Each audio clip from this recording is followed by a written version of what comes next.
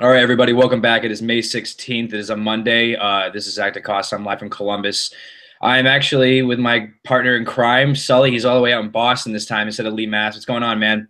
Thank God. Oh my God. We got a live audience in the house tonight. How's it going, guys? Hey! And we got a little bit of a mix up. We're not going to really rant about sports. We're going to rant about our favorite comedy movies and hate on some people's Instagram accounts, which is going to be great. So yeah, I was very interested in that because last night I was on Instagram and obviously not going to call any names out or anything like that, but this is something that's been bothering me for at least quite some time. I'm sick of a couple months, but I feel like this has actually been carrying on a lot longer. It's just when I go on Instagram or any of these, I'm so tired of these staged photos. You know what I'm saying? Yeah, exactly. So primarily it's I'm trying to think of a good example here. So I'm not trying to marginalize or anything like that, but majority of the pictures, they do come from females. They're taking photos. It's in groups. So they all get together and they're either one of them have their arms around each other, or one person's their hands on their chest and they're looking at the other one and their arms around them. Oh, the camera caught us off guard. How adorable is this? It's not adorable. They know that they took probably 8 or 9 photos in a row, and then it's just been a reoccurring theme to this. And I don't know why, but it's I cringe every time I see these because I know how fake and staged they are. But do you understand where I'm coming from on this? Oh yeah, I hate. This is one of my pet peeves. I follow a girl on Instagram from school, from UNH, and she always posts "Take me back," and it's not just the Throwback Thursdays; it's every picture. I'm I don't know, why can't you just enjoy the moment you're in now? Get out of here. Yeah, the take me back ones are pretty funny because it's just oh man, what is that? What are you showing? Wicked staged. Oh yeah, those pugs are definitely staged like that. One thing, okay. There's one thing. It's your dog. It's your animal. They obviously don't have a freaking clue what's going on in the picture. They don't even know they're going on Instagram, for Christ's sake. But all those girls that are taking the photos right now, that is staged. What they're doing, looking at each other and smiling and laughing, oh, this is so fun. My brother told me his story. When he went on to spring break, he went to Cabo, I think, 2 years ago. And he said that when it was the guys and the girls, their fraternity went down with a certain sorority. So they're at this beach, right? And I don't know what this girl had installed on their phone. I think my brothers told me the story around something around these lines. But he said that the process that these girls were going through to take photos on the beach for their Instagrams was ridiculous. They took an hour and a half out of their time on vacation to get photos for Instagram. They were had a timer in the sand. They'd run out to the beach water where it is, and they would stand there and look at each other and smile and do all these weird poses with one another. And they were standing around looking at each other this is the most ridiculous thing I've ever seen. I cannot believe the amount of effort that's being put into these pictures. Yeah, I read a BuzzFeed thing or something like that. It was things that people who are in their late 20s don't get about people in their younger 20s, and one of them was the constant connectivity. And you just mentioned this earlier, but one of the lines was, I usually don't remember to take a picture of my food before I start eating it because I'm really hungry. Why does it I don't understand what the big deal about food is. It's I see food every day. I eat food every day. Why do I need to see it on your Instagram? I could give 2 shits of what you're eating. And the thing is, this whole fitness thing is driving me nuts too. It's oh wow, I'm dressed up. I'm going to the gym. Time to work out. Hashtag guys who lift or girls who stay fit. Stuff it's I don't care. I don't care. The only time you should be able to post a fitness progression picture, 20 pounds. That's it. If you lose 20 pounds, you can post a picture. You can't post a picture if you started working out 2 weeks ago. It's I had this thing and I changed my life and I'm so happy I've been going to the gym for 2 weeks. I feel great. My mind's great. It's no, you can't put that up on there. You're not committed enough. And you're it's just I don't understand it.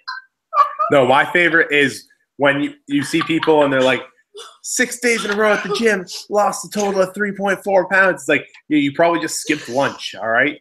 Do a couple. Yeah, and then a week later, they'll be oh, ice cream is so good. We posted pictures of ice cream and stuff oh, well, I see your gym progression's gone pretty well. Yeah, I hate It's like you can go to the gym and you don't have to post about it. You don't have to tweet like, "Oh, feeling good." Like I saw someone that's like, "Oh, went to the gym 8 days in a row. Gonna treat myself to some cake." I was like, "Good for you, man. I'm gonna treat myself to some cake anyway, and I'm not gonna post about it on Instagram." It's unbelievable, and like the hashtags that come with it too, like they're like filter in like I guess it's to get follows. I guess I don't know. Like just I see where some people are coming from, but like like it's different though. But like if you're like working, so if you're like working for a company or something, if that's your brand and you got to like submit to an audience, and that's fine. Like what's his name? Like what Tyler Hilchey does, like for his, like you know what I mean? Like he has his business. He has to target a certain audience. He's got to like put like post up. Like that's the kind of stuff that it should be like used for. Like if you're building a brand and you're a fitness brand, if that's what you do, if that's what your job, then yeah, you can post those kind of things. And of course, if you're happy with your progression and you've like lost weight and you feel good about yourself, like it's like you lose like 20, 25 pounds, you want to tell everybody about it. Like that's great. It's like that's fantastic. But don't try to tell me like, oh, I've been going to the gym and like I lost a total of 3 pounds in the past like 2 weeks, like blah blah blah this and blah blah blah that. It's like is it really necessary? Like come on, like that's nothing significant. Like I could sit home and drink water and like chug water down for like weeks on end and like not eat healthy for 1 week and drop like 3 pounds and be like, hey, guess what I did today, guys, and like just take a normal selfie like, oh, down 3 pounds this week, what do you know? Like I think the whole gym thing, like if you're there's nothing. So the push-up challenge that's going around, it's doing push-ups each day to raise mental health awareness for veterans. That stuff's cool. If you can do something crazy like a one-handed pull-up or bench a crazy amount of weight, good for you. Post that stuff. Don't post videos of you like doing sit-ups, weird stuff like that. Like no, why do I care what you're doing at the gym? I don't care about that. Like don't post a video of you doing a squat when you don't go all the way down to the ground. It's just embarrassing. I've had people posting Snapchats the other day, like, man, I'm pissed. There wasn't this. This gym only has a 75-pound bells. They don't have anything higher. And I'm like, why do I care about that? Like, what are you trying to get? What is your initial reaction out of your audience supposed to be towards that? Like, damn, that kid's jacked. Holy shit.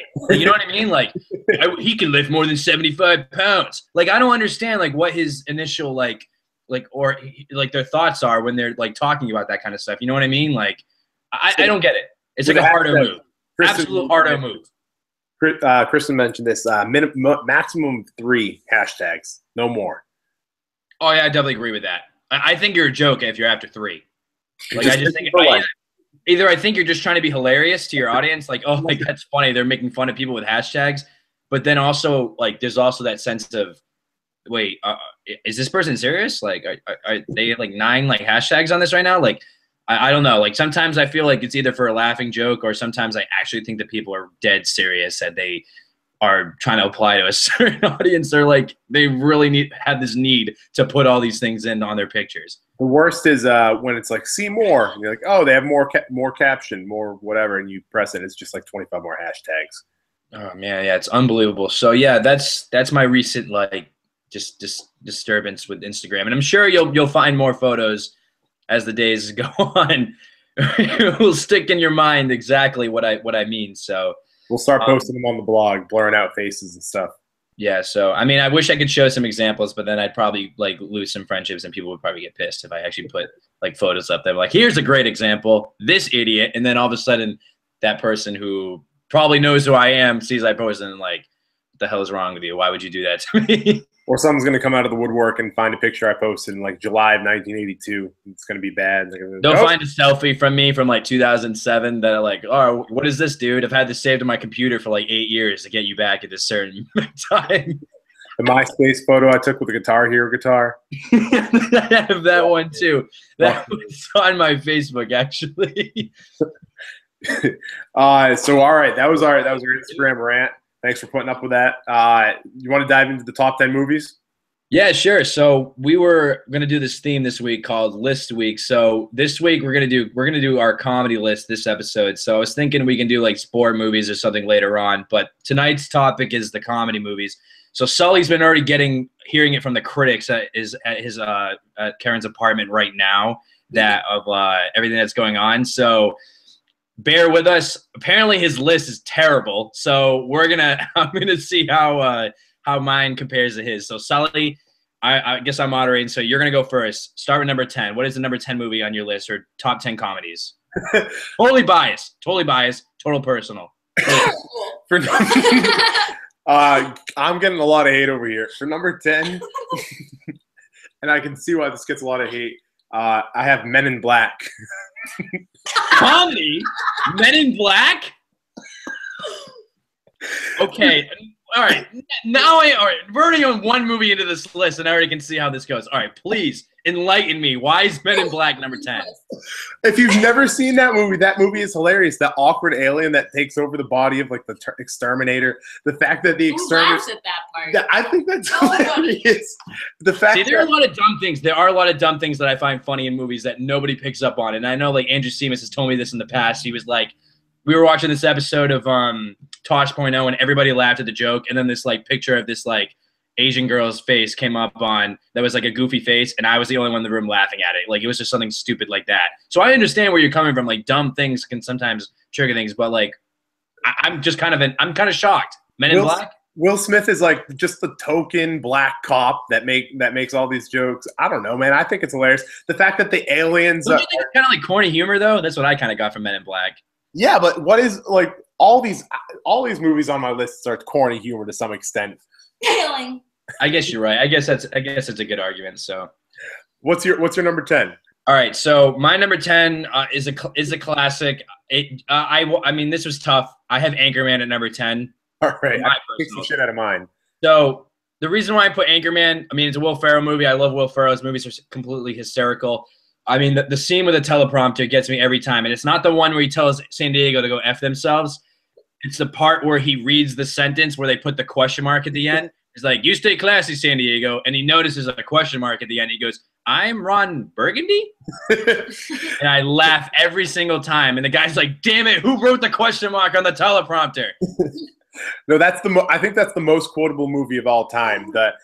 The man punted Baxter. I'm in a glass case. Jack Black punting the dog is hysterical. I mean, Brick's character being weird, and then obviously the ultimate fight between all the news anchors. Yep. No touching of the hair or face, and that's the only rule. Classic lines. Sex Panther cologne. Like, it's just. Yeah, how many times has the phrase "it works 60% of the time, all the time" has been reiterated after that movie? A million. So funny. And Anchorman 2 was a total abomination compared to the first one. So as long as Anchorman 1 is classic, so that's my number 10 movie. All right, number 9. What do you got? Zombieland. Zombieland's a good one. I do like Zombieland. I actually had that on my brainstorming list. Explain why. Well, solely based off of the part with Bill Murray. When he comes in as a zombie. When they go, they find they find Bill Murray, and and they find out he's just dressed as a zombie, so the other zombies don't try and attack him. And then he goes to scare someone, and Jesse Eisenberg's character shoots him. How funny that part was! Oh my god! And he shoots him, and he's like, "Oh, he's a joke." You shot Bill Murray, and they all get high, and they pretend to be Ghostbusters because he's got like all the extra movies laying around. That's a very underrated movie, though. I feel like not a lot of. Which a very related scene from that movie in another movie actually appears on my list in a different movie that's very similar to that, which is like kind of funny. So, so number 9, I put Dodgeball. Okay, that just missed my list, but that's a good choice. So, Dodgeball, I'm thinking of movies that I quote on the spot, like things you can pull like a billion quotes in that movie. I mean, you can dodge traffic, you can dodge a ball, you can dodge a wrench, you can dodge a ball. The fact when Patches gets killed by the big sign, and then the guy goes, "Oh, maybe it was the way he wanted to go." And you're just like, what? Or when they're walking into the bar and they go, "As long as we got Patches, we're never gonna lose." And then he it must be the luck of the Irish. And of course, very underrated part of that movie is Jason Bateman and Gary Cole as ESPN8, the Ocho. Yep. They make that movie. Jason Bateman is so funny in that movie as Cotton. Is he Cotton, or is that Gary Oldman's character? I think Cotton Gary Oldman is Cotton. Yeah, and he's just like, with that blindfold around his head, Peter LaFleur is not going to be able to see very well. Like, Just always stating the obvious, what's going on with the game. He's like, I talked to Peter LaFleur before the game, and he said he really wants to win this. I like the part when Lance Armstrong comes up and said, I was thinking about quitting when I got diagnosed with cancer for the second time and had to have surgery. But don't worry. I'm sure you got a good reason. There was another part of that movie I'm missing that I find so funny every single time. Oh, Steve the Pirate. So the guy was like, who's Steve the Pirate? There's, the guy on our team that's dressed like a pirate. And then he shows up at the end of the movie and he goes, hey, look, he's completely shaven. Doesn't even look like a pirate anymore. He looks like a normal human being. And he's like, hey, look, it's Steve the Pirate. And just the whole beginning with Ben Stiller as a Ben Stiller in that movie, man. I had this argument with somebody that Ben Stiller, his funniest movies is when he's the villain and he's not the main guy. Yep. And I'm gonna make that example later on as well in another movie I have, and I'll tell you why. But him as White Goodman, he is so funny in that movie. So, all right, what do you got for number 8? For number 8, role models. See, I don't really care for role models, but go ahead. What do you like about role models? I'm getting a lot of hate over here. I'm getting a lot of hate. I've never seen it. Just the fact that they made like a whole 25-minute scene off of LARPing. When have you ever seen that? I never knew what LARPing was before. What is LARPing? I forgot what is LARPing. Role play, man. It's getting foam swords and trying to pretend kill each other. I don't know. And the whole fact that they make fun of Monster, they call it Minotaur, and they start peeing green after they drink too much of it, and Jane Lynch is hilarious in it. And they're like, oh, that's like the Wings song. Like that, Paul McCartney doesn't sing that song. I don't know. What do you think of it? Tell me what you think of it. So, for number 8, I'm so sick of this movie, but I had to put it on just because, like, the first time I watched it, I laughed so hard. It was The Hangover. Okay. I had to have that in my top. One of the most quotable movies I think of, like, at least our generation. I mean, if you take a break from not watching it all the time. I remember when we were juniors in high school, and that movie had just came out on DVD. Many of us had just turned 17, so like we were able to like obviously like watch it, like get it on DVD or whatever, Netflix, all that kind of stuff. But I remember for a week straight, it was like every single like get together I went to, we were watching The Hangover, and I was so sick of it after that. But like it was that moment where I realized how many like great quotes there were in that movie. I mean, obviously Zach Galifianakis' character is absolutely hilarious. His quotes in the movie are so funny. Like God, help me out here. Wait, name some favorite quotes from that. I'm trying to think of like one like hilarious thing from that movie, like other than the obvious, like they all wake up like drunk and then like they have the baby. They dress up the baby as Carlos. They name it Carlos, and it's a random baby. They go to Mike Tyson's place, and Mike Tyson just starts singing. Oh, the cop scene. The scene with Rob Riggle as the cop is hysterical when they make examples out of them to the students. When he gets tased. Oh, that is funny. There's also the obviously the Chinese guy. He's hilarious. No, Korean guy. What's his name? Mr. Chow. Yeah, Leslie Chow. His scenes are great. So long, guys. that doesn't get old. That line doesn't. No, that does not get old. You just breaking down my Instagram. Yep. Okay. So, all right, what do you got? What do you got for number 7? For number 7, I have Happy Gilmore. Okay. Kind of a no-brainer. Which I think that's Adam Sandler's best movie. So I had Happy Gilmore number 5. So that's my number 5 movie. So we'll talk about this a little bit. Okay. The reason why it's the best Adam Sandler movie is not because of Adam Sandler. It's because of Shooter McGavin. Yeah, and Bob Barker making a guest appearance. I don't know. I feel like a lot of movies I'm picking at. I rewatched that the other day, and like that movie never gets old. Like there's the scenes with like Shooter McGavin getting pissed are priceless. But what was the one that was like the guy was talking to him when he missed a putt, and he was like, he was talking to his buddy. He was like, oh, man, I thought he was going to have it. And he's like, yeah, I had it, it just didn't go in the hole. And then he just grabs him and punches him and shoves him down the hill. Go to your home, ball. Don't you want to go to your home? Yes. She's like, why can't you just go home, ball? Are you too good for your home? Answer me. And he's like, suck my white ass, ball. The scenes with Shooter McGavin, like, I don't know, him just getting pissed, like The at end, the, the at end the scene, bar. He's like, with the jacket. oh yeah, the jacket scenes are hilarious. Ben He's just Stiller like, in Happy Gilmore. Yeah, he's the one running the retirement home.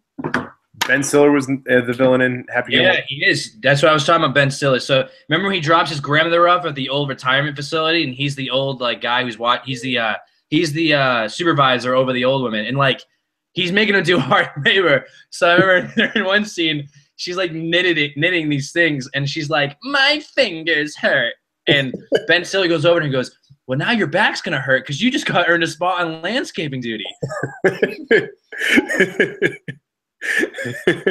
And that is hilarious. Like, I just think like the really well, it's like kind of a hockey movie, but obviously not really. But just the connection they have to it, and when he goes in the batting cage and he just most starts time spent in the penalty box, and he's also the only guy ever to take his skate off and try to stab somebody. What do you have at number 7? Office Space. You ever seen it? Oh yeah, yep. That movie's hilarious. Dry humor to the max, but that's like the kind of stuff that I think is hilarious. I mean, the fact that their coworker's name is Michael Bolton is like a funny joke throughout the movie. Like everywhere he goes, "Oh my God, your name is Michael Bolton. You must be a huge fan." And he hates Michael Bolton. He's actually like a huge Rat fan, which is like a theme throughout the movie because Ghetto Boys is like the soundtrack. Like all Ghetto Boy songs are played throughout Office Space. And like I don't know if they've seen the movie or not, but it's about obviously the guy Peter. He hates his job. He's miserable. He's got a crappy relationship. He's got a crappy life. And then he goes to this hypnotist. He goes to hypnotist to like figure out like how to relax his mind. And like while he's under the procedure, the guy has a heart attack, and then he's like carefree or something like that is like mixed up with his brain, so he stops caring about everything. But Lumbergh, who's played by Gary Cole, who's also in a bunch of hilarious movies, including he was in Dodgeball as one of the hosts. He plays this guy Lumbergh, who's just annoying guy. And I got my coffee cup, and I'm doing my impression. He just sits there and sips his coffee over and over again. Peter, what's happening? Yeah, I'm gonna need you to give me a copy of those get a copy of those TPS reports. And he's like, did you see the memo for the TPS reports? So he keeps asking him this question over and over again. And he's like, yeah, great. So I'm going to get you an extra copy of that memo, and hopefully you get it done next time. And he's a guy just drives him absolutely nuts. The same with the printer when they're fed up with the printer because it doesn't work. It always gets jammed.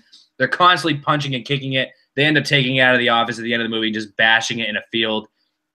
I mean, I can't even get to all the funny parts in that movie. There's so many great lines. Very underrated. Very underrated movie. All right, so what do you got at number 6? At number 6, I have The 40-Year-Old Virgin. Yeah, that's a good one. I think the part where, I mean, like you said, so many one-liners. I think Steve Carell is amazing in that because he kind of seems like a really nerdy guy who could be a virgin at 40 years old. The fact that he has a poster of Asia in his apartment makes me laugh.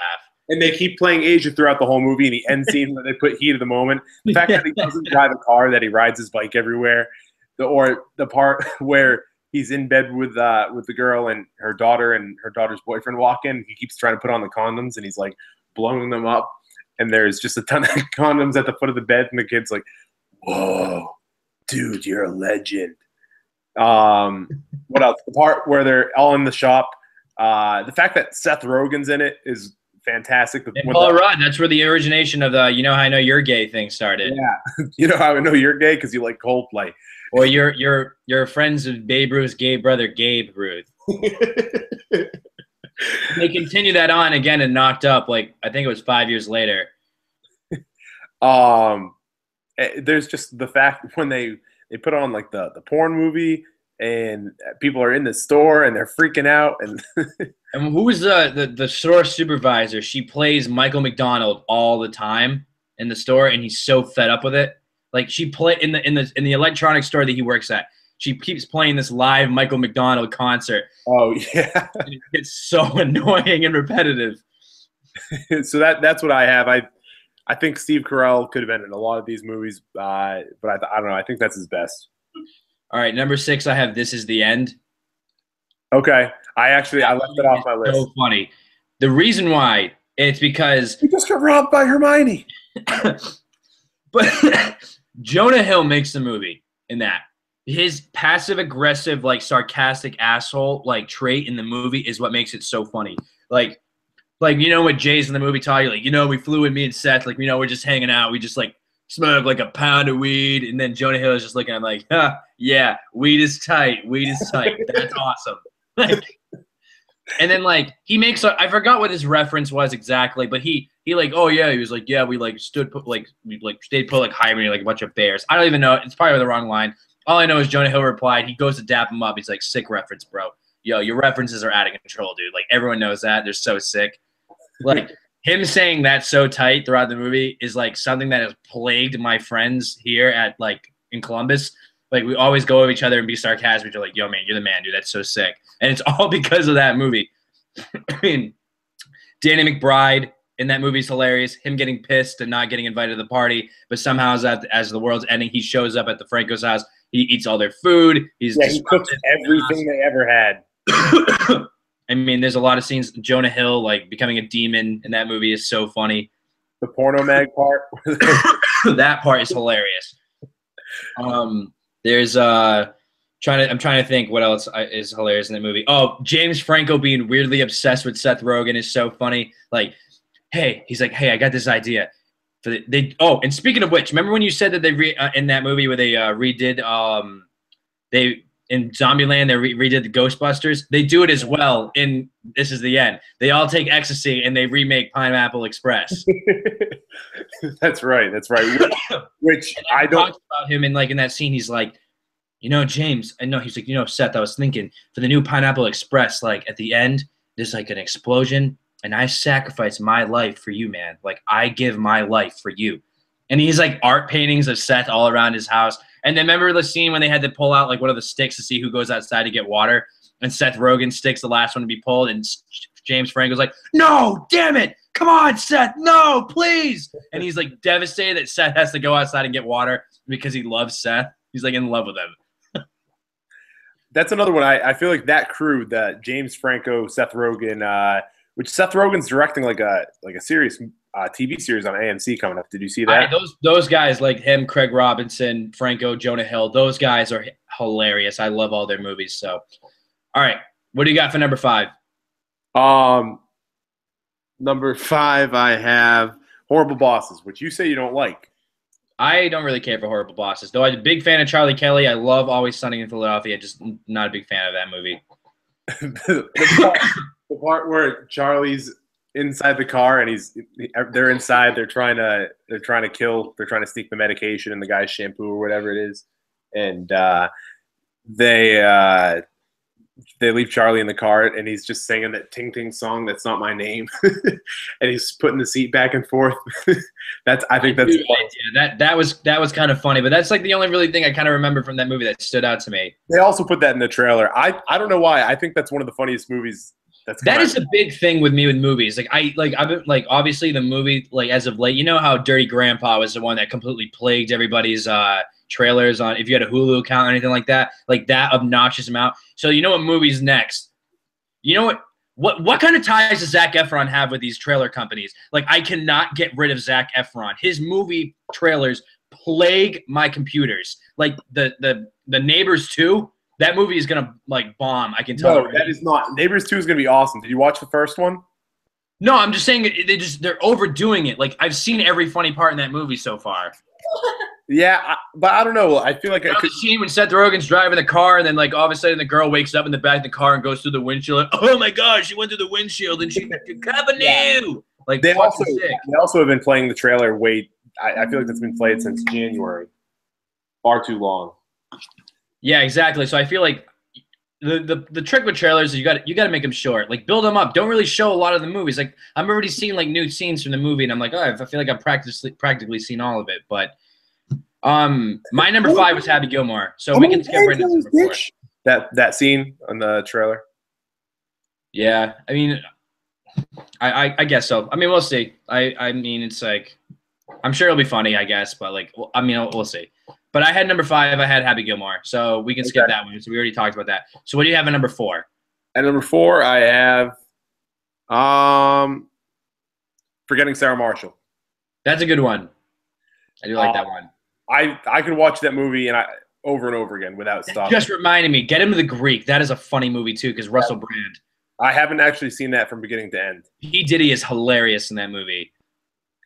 The beginning scene where Jonah Hill is like. Well, I only brought it up because actually, Get Him to the Greek is the follow up from Forgetting Sarah Marshall. Right, because Russell Brand plays the same character, right? After they leave Hawaii, after he leaves the woman, he goes back to England where his life starts up. Like I think it's either the prequel or like it follows up afterwards. I think maybe I'm wrong about that, but I thought it was the same rock star. Yeah, it is. But I haven't seen that movie. I don't know. I just think like the song Inside of You, the fact that they got away with just making the guy's one song be named that, and when Mila Kunis is like, "Hey Peter, there's some complaints from the neighbors. They say there's a young lady crying at the top floor," and he's like, "Must be the neighbors. There's I can hear them right now. They're really loud." And just seeing his progression kind of go from like pathetic guy, I don't know, but it's Peter. It's also he's Marshall from Jason Segel. How I Met Your Mother. Yeah, so I just think he has the same character. I feel like if him and Lily were to get divorced in How I Met Your Mother, he'd be the exact same character. All right, so my number 4 movie is, I don't think you've seen this. You might have. Have you ever heard of this? Let me know. Have you heard of the movie This Is Spinal Tap? I've heard of it. I haven't seen it. Bro, this movie is so freaking funny. Probably it's a rockumentary. It's like a fake documentary on a rock band. And have you ever been watching Better Call Saul at all? No. So one of the main guys who plays Saul, James McGill's brother is Michael McKean. He's one of the main guys in that movie. So the rock duo, it's just they cannot get everything right. So they were like a band from the 60s. They were like a flower pound, they were like a psychedelic pop like band. Then they come back in the 80s as a hair metal band. So they're trying to like turn things around. And there's so many hilarious things. Like there's a classic scene where like his guitar amp goes up to 11 and he's like, "I don't understand, guitar amps only go up to 10. He's like, "Yeah, but this one goes up to 11. It's like dry humor. They talk about like album reviews. Like he's like, they interview the band and they always put him on the spot. Like, so Spinal Tap, your latest review, this guy wrote this. The Lord, they say the Lord created Spinal Tap on the 7th day, but why? I wish the Lord could have rest on that day instead of doing like, like stuff like that. Like, or like they had an album out that was like Shark Sandwich. Like they reviewed your album Shark Sandwich in 2 words, shit sandwich. and like there's also a famous scene that, so it's funny, Mr. Karen, me and him would quote this movie in class when I was a senior at Dartmouth High. And the scene at Stonehenge we watched together on like his laptop, and I still laugh every single time. So before the scene starts, they like bring out they're supposed to bring out this huge monument on stage and have these like elves dance around the big monument, but they mess up the measurements and it's probably about this big. So they're freaking out before stage. The band doesn't know about this, but the crew knows that this monument's gonna get placed on stage. So like while they're in the middle of the song, you slowly see the thing get dropped below while he's in the middle of the thing, and I lose it every single time as I see the monument come out on stage.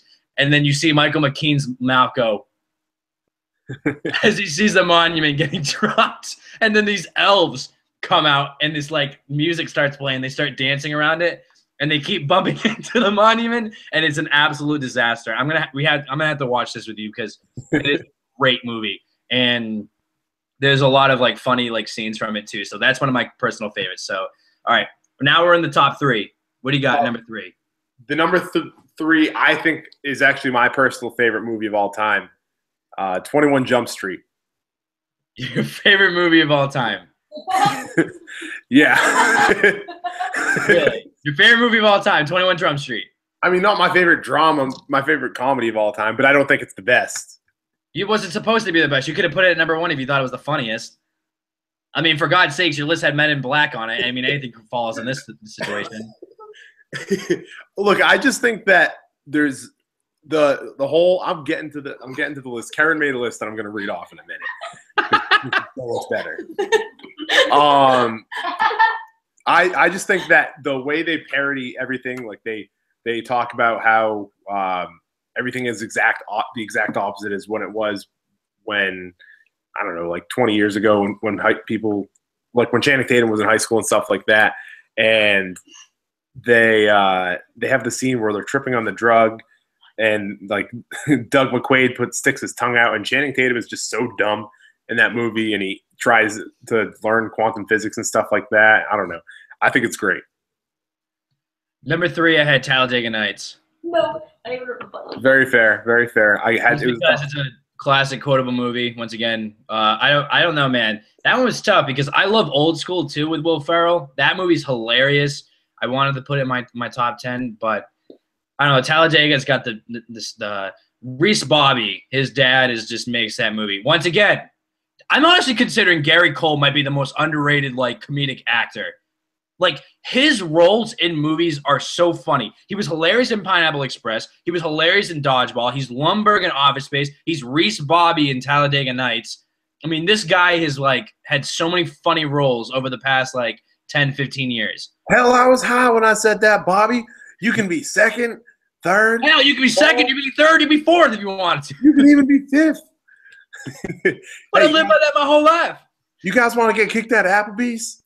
He's like, you just read my damn mind. I mean, the scene with the baby Jesus, the extras out of that, like, are so funny. Like, I picture my baby Jesus at a Leonard Skinner concert, and I'm hammered drunk. I just, my uncle is a pretty diehard NASCAR fan, and he hates that movie because he thought it was going to be a legitimate movie about racing. And it's like, no, it's just making fun of rednecks the entire time. I mean, him in the rehab hospital when he's obviously not paralyzed, he's just sitting in the chair. It's so funny. He goes, I wish all of you one day will have beautiful, beautiful children, only to have their legs stripped away from them. And Michael Duncan Clark just comes up, don't you put that curse on me, Ricky Bobby. I'm not paralyzed. I am paralyzed.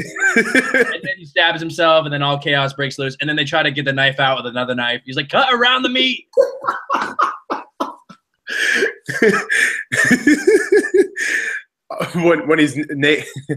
when he's running across the track and he's like, I'm on fire. I'm on fire. You're not on fire, Ricky Bobby. What about Sacha Cohen's freaking like character in that movie? What's his name again? I forgot.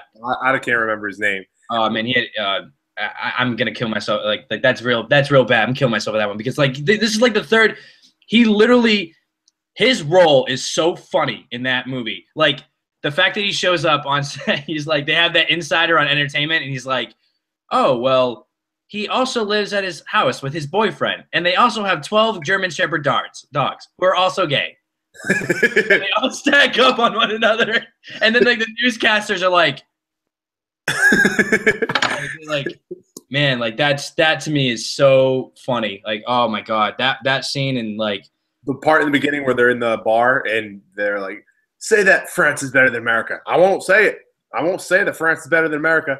What if you just say crepes are better than American pancakes?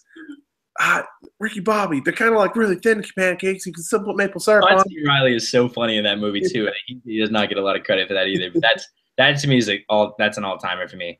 All right, so now we're down to our last two. What do you got for number 2? Ferris Bueller's Day Off. Oh, that's a good one. That's a funny. That is that. You know, I wasn't really thinking about it as a comedy, but I'll let that slide. That is a funny comedy because it's not like witty humor. It's ironic humor, and it's making fun of like I don't know. It's just making fun of adults the entire time. I think it's great. No, that is funny. There's a lot of great scenes in that movie. I mean, like obviously the scene when he like pretends to be the father to pick up Solane from school, and then the principal's looking out at them, and they just start making out in front of him. He's like. He looks so weird. Yeah. Or when I don't know. I just think the Abe Froman sausage. Oh, you're Abe Froman, the sausage king of Chicago. That I am. And then he has Sloan go and call from another phone. Or that's an 80s classic. I love that movie. That's a great one. When Cameron's in the car and he can't decide whether to go, and he turns it on. He sits there. He'll keep just calling me and calling me and calling me. Nope, I'm not going. I'm not going. He turns it off. Taking that car. That's a good one. I do like that one. All right, so number 2, I had Superbad. Okay. Super Only bad. reason why is this. Jonah Hill, once again, hilarious. I mean, I think it's something that I feel like I identify with just because I was in high school when it came out. So like that to me was like the funniest thing when I ever, like the first time I watched Superbad, I was like I thought it was kind of funny, and then I rewatched it the second time, and I was like that to me was the deal breaker. Michael Cera's awkwardness, like Steven Glansberg scene. Oh my god. No, I think Superbad. I have Superbad at number 1, and I think it's because it's like an adventure when you go on it because there's so many different pieces. It starts in school, and they're like when good shit Maroki, and they're over there baking the souffle, and then what's his name? McLovin. I forget it. Fogel comes in. I was just walking behind, and she had this nice G string. I told her the time. She's like. Really? And then, so it starts off with that, and they're being losers in school, and then he goes into he's like, dude, I had a really weird dick drawing phase, okay? I drew dicks everywhere. Psychiatrist, I just couldn't stop drawing dicks. So one day, they told me I couldn't eat the foods that were dick size. You know what foods are shaped like dicks? The best kind. So one day, I just finished drawing this big veiny. Right? The veiny one, that line. So it starts off with the cooking class. It goes into that. It goes into like them being pissed that I'm going to state where the girls are twice as hot and half as smart, or twice as dumb, or whatever he says. What was that scene that they had? There was two of them that like Steven Glansberg one. He was like, "Where you going?" He's like, "Oh, I gotta go. I got class." He goes, "What? You expect me to eat lunch here like I'm effing Steven Glansberg?" And it just shows Glansberg just casually eating pudding, and that gets me every time. And he's like, "Yeah, I don't know what to tell you." Or what about when he's talking to Emma Stone in class, and he was like, they're making the joke about like his like penis, whatever. He goes, "Oh yeah, well, the funny thing about my penis is it's on my back." Yeah, you scratch my back, I'll scratch yours. He goes, "Oh yeah, the funny thing is on my back is on my cock." That one is funny. And then there's the the scene, Bill Hader and Seth Rogen as cops. Yeah, they're hilarious with McLovin and stuff. Oh shit, it's McLovin. It's McLovin's getting arrested. So yeah, there's a lot of great scenes in that one. All right, so before we get to our number ones, you have some honorable mentions, or actually, well, that Jared, if you want to share some movies on your list right now before we get to number one, if you want to do that. Oh yeah, I'll go through Karen's list. Here you go. You want to go on? Go on. Come on. All right, I'll read Karen's list. She has Billy Madison, Anchorman, Step Brothers, Bridesmaids, Meet the Fockers, Zoolander, Austin Powers. That's a good choice. Austin Powers is a really good one. Zoolander has a hilarious line. The line I love from like Zoolander is when they make the model for like the place that I forgot what it was, and all of a sudden he turns around, "What is this? A house for ants?" Destroys the place. The Derek Zoolander School for Kids Who Can't Read Too Good. What is this? A house for ants? Talladega Nights, Old School, The Wedding Singer, Ace Ventura. Horse tranquilizer scene in Old School is an all-time great. The what? When Will Ferrell gets tranquilized by the horse tranquilizer. The door. There's an effing door in your neck. We're going crazy, man. I like you, but you're crazy. Frank the Tank. And then she wrote down Instagram. It's Doug the Pug and cake, cake, cake. I don't know what that means. What does that mean? There's an explanation. Cake was you, but I think everyone should follow Doug the Pug. Doug the Pug. All right, follow Doug the Pug. Also, Frankie the Labradoodle is a good follow. He does it right. Doug the Pug. He does it right. All right, we're getting off topic here. This is not going to the direction. We're talking about freaking pugs now. All right. My honorable mentions are Semi-Pro. What's up? Semi-Pro. Oh, great movie. I had that one on mine as well. I have Pitch Perfect, and Karen wrote no. You had what? Pitch Perfect. I like Pitch Perfect. I think it's a good movie. I thought it was pretty funny. RV with Robin Williams, great movie. So when I think of RV now, I think We Are the Millers was funnier. I don't know. I think RV is the funniest because it was like no regret scene. Come on, man. I don't know. I just think like RV was a classic family movie. Hey, yo, it's your boy Scotty P. No regrets. Nah, me. You don't regret anything at all. Not even a letter. It's spelled on his arm. I also have Slapshot, Liar Oh, Liar. that is a funny movie. The Hanson brothers and that is hilarious. Yeah. The scene when they go on the skate and the guy's just playing the organ and it's nothing but them skating around. He eyes the people at center ice. As soon as they come back around, he clotheslines him. That is one of the best scenes. Or like the fact that like during breaks they're like playing with toys in the hotel rooms. They're like, oh, hey coach. You have anything else on the list? No, that's it. That's what I got. All right, so I have What We Do in the Shadows, which is the Jermaine Clement movie that came out in 2014. Hilarious movie. You should check it out. If you like weird, dry, awkward humor, you would like that. Super Troopers. Yeah, I had a hard time not putting that on. Napoleon Dynamite. I still haven't seen it to this day. What? You haven't seen Napoleon Dynamite? No. I know. What? Your tots. You've never seen Napoleon Dynamite? I just missed out, man. It came out in like 6th grade. I missed out, and I never went back. Oh my god, dude! You need. All right, I have Big Lebowski. Yep, that's a great movie. Christmas Vacation, and that was it for my honorable mention. So, all right, get the drum roll going, Sully. What's your number one movie? What's on your list? I just told you my number one's Superbad. Oh, it was Superbad. Yeah, my number one's okay, all right. Let's get the drum roll going for you. What's your number one? My number one was Caddyshack. Okay, good choice. To me, that movie, like with me and my dad, we quote that movie so much. It's like to the point where, like we won't see each other for months because obviously like I'm at school, but like I come back and then like Caddyshack quotes start flowing out. Like all-time great movie. Ted Knight, very, very underrated in that movie. He makes it just by being pissed off golf supervisor the entire movie. I mean, the scenes with Bill Murray are hilarious. I heard that Bill Murray didn't even have a script in the movie. He just showed up and just like made everything up on spot.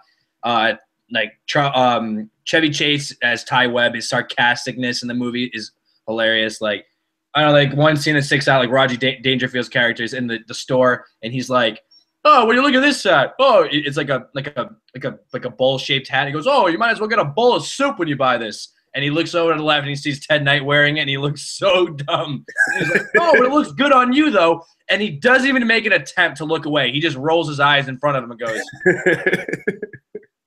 And then like the scene with the Baby Ruth bar in the pool, obviously a classic, but yeah, that movie to this day cracks me up. Spaulding, underrated character in that movie. He's the nephew of Ted Knight in that movie. He's like a whiny, stuck-up rich kid, and his character in the movie, you gotta pay attention to him because usually he's in the background doing something dumb, so you gotta like really pay attention close to that. But like, oh my god, so many great quotes in that movie. All-time favorite. I'm trying to order a hat that says Bushwood Country Club, so it's gonna be like a red one like the one I have on right now. So, but my favorite comedy movie of all time. Every time it's on, I will sit down and I will watch that movie throughout the entire way. Like, hilarious. That is a classic. You did say it would be a classic, and Yep. that's. All right, so there you have it. There's our list. You got any final thoughts? Yeah, if you disagree with us, let us know. Tweet at us or tell us. Yeah, we definitely want to hear people's like lists and stuff. We appreciate like anyone giving us feedback and stuff on the show. Like that's the whole point. Where like disagreement and stuff. I mean, there's plenty of other classics we can name. Like Monty Python, The Holy Grail is another one that is a hilarious movie and stuff. So the list goes on. Planes, Trains, Automobiles, another one. Like the list goes on. Everyone's got their personal favorites. Ours is a little biased because like we were both born in 1992, so like a lot of these movies we grew up with. And I mean, I would have not have ever even known about This Is Spinal Tap or Caddyshack from my dad, but I'm glad I did because it's Wayne's World. The Wayne World. That's a great one too. That's a funny movie. So yeah, that's it. So I don't really have any other final thoughts today. So like I guess stay tuned for the rest of the week. We're gonna be doing more lists. As the week goes on, we'll be posting what our next topic was be. We might go with sport movies as the next one. Yeah, I'm good with that. Yeah, Karen and all your friends, thank you very much for being audience today too. Oh, you're the only one now. Oh, I thought you were by yourself for a second. I was like, oh my god. No problem, just me. No. But as always, I'm Zach and Sully over in Boston right now. I'm in Columbus. Thank you once again for listening, and we'll see you next time. See you later, guys.